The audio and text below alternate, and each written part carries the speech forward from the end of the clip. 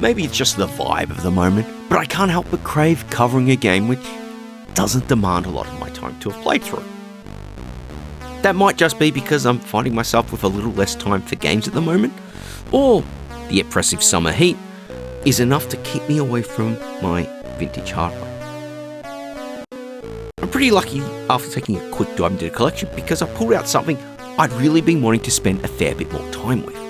Musketeer, the debut release from Griffonsoft, published through Cytronic in 2025. Yeah, I know I've been sitting on this one quite a bit. The Queen has been taken hostage by the nefarious Cardinal, and it's up to you to save the day after your comrades have been caught by his forces. That requires you to free him, recovering the Queen's diamonds, and then confront the Cardinal to save the day. It's a simple enough story, and it leads into, unsurprisingly, a pretty straightforward game, which I've got no problems with at all.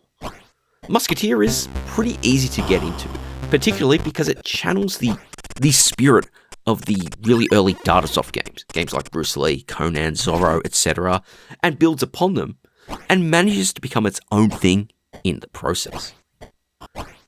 What this all leads to is that you'll be exploring the Parisian streets, finding the Cardinal's guards, and finding entrances into buildings in order to find and recover those diamonds. Getting into some of them might involve a little trick or two, but they can all be circumvented in their own ways. Most of the time that's about just obtaining keys to locked doors, typically by defeating guards, or collecting lanterns located on each screen to reveal a new path. There'll be plenty that keeps you pondering how you need to platform your way through a room to get it all. And it might appear to be trickier at first glance than it usually ends up being. Thankfully, the Musketeer is quite an agile person, though you're still going to need to be careful to get through all those challenges without losing health or any of your lives.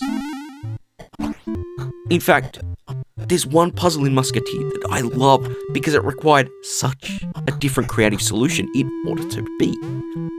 Though I'll admit, it did feel a bit of a double-edged sword because unique solutions are cool, but when they require you to do things you hadn't really considered in the flow of the game, or even thought were possible in a game, it does leave a little mark on things. It's sort of a little unfair to expect you to do something that the game didn't sort of prepare you for. And that didn't really help because, at least for me, I only had the instructions from the game's initial release to hand, the initial digital release. Thankfully for those who are grabbing this game now, or are grabbing the physical release, there is a much nicer manual included, and if you grab the downloads, they include a digital copy of the manual too, even if you bought it before that manual existed.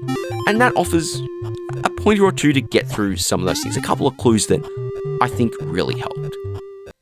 Combat, of course, is also an important thing to deal with, not just because you need to defeat guards to get those keys, but also just to survive. Many fights are in that classic swashbuckling tradition. You're going to close in on an enemy, you're going to start attacking each other, pushing your opponent back as you land hits, the same as they land hits on you, for you, until they go down or you go down. It's pretty straightforward. It's all about attacking with your sword, though there are some enemies who might attack at a longer range using some thrown attacks. So knowing how to avoid those is quite handy to learn. Considering the limits of the C64's single fire-button joystick, I really feel the combat system is pretty involved, but is straightforward to use. You've got both high and low attacks, and the ability to parry for defensive purposes. The fights may be brief when you think about it, but there's plenty of use for all those moves as you engage in these fights to get through the game. So all of this leads you to a fairly nicely presented package. There is a fairly simple front end on offer, but the in-game graphics I felt really used the C64's capabilities nicely, missing these aesthetically pleasing and stylistic backgrounds, but also clear sprites. And I emphasize the clear because it was all in a way that ensured I could identify the hazards on screen without taking much of a risk. It's a fairly simple idea in practice, but believe me, it just really helps getting into the game and keeping stuck in, because if you screw up on something, it's your fault. You're not being engaged with something out of the blue that you couldn't really see, like some games tend to do if they're not quite as detailed on that presentation. As for the soundtrack, well, it's a little less impressive, though solid enough. It's made up of jingles rather than actual musical pieces.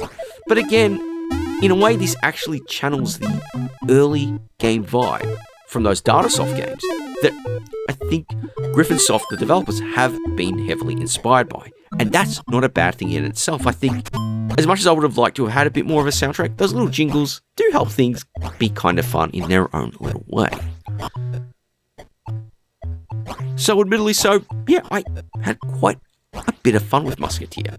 It's a challenging little game that's easy to pick up, though I'll admit the challenge won't stick with you for a long time. It's not that hard to learn and master, and I think that means it's kind of a little easy in the long run. The challenges that are there, negotiating your way around the Parisian streets and the underground rooms, working out how to rescue your fellow musketeers, and securing all the diamonds, yeah, it's a pretty decent challenge to start out. Though, you will need a bit of practice, and honestly, a good joystick really helps for some of those jobs. And, it won't be long until you've mastered all that, and you can truly be the hero you're meant to be. Which kind of leads to the real negative. Once you've mastered it, it's a bit of a short game. I think I took about 20 minutes to have a complete run end to end once I'd had a fair few plays before, in order to record footage for the video. Truth be told, I kind of wish there'd been some randomization between games of where the diamonds were, because as nice as it is that it's pretty easy to find them all once you get going, there's not much of a reason to go back, and I kind of feel a little bummed out about that.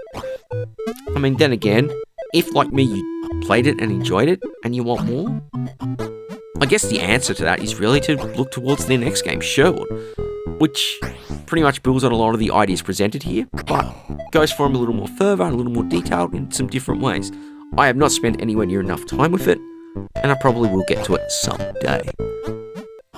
Of course, all this is a bit irrelevant and probably a bit waffly, but sometimes the mark of a solid game is that it does leave you wanting more when you're done. I've played enough games over the years that when I got to the end and wrapped them up, I was pretty glad to be done with them, because I'd sort of felt myself a little drained playing, that they became a bit of a chore by the end game. This is something which is not the case at all with Musketeer. But let's be honest, enough of the heroics. It's time to bring this one to a close. As always, really all that's left for me to say is to just thank you all very much for watching.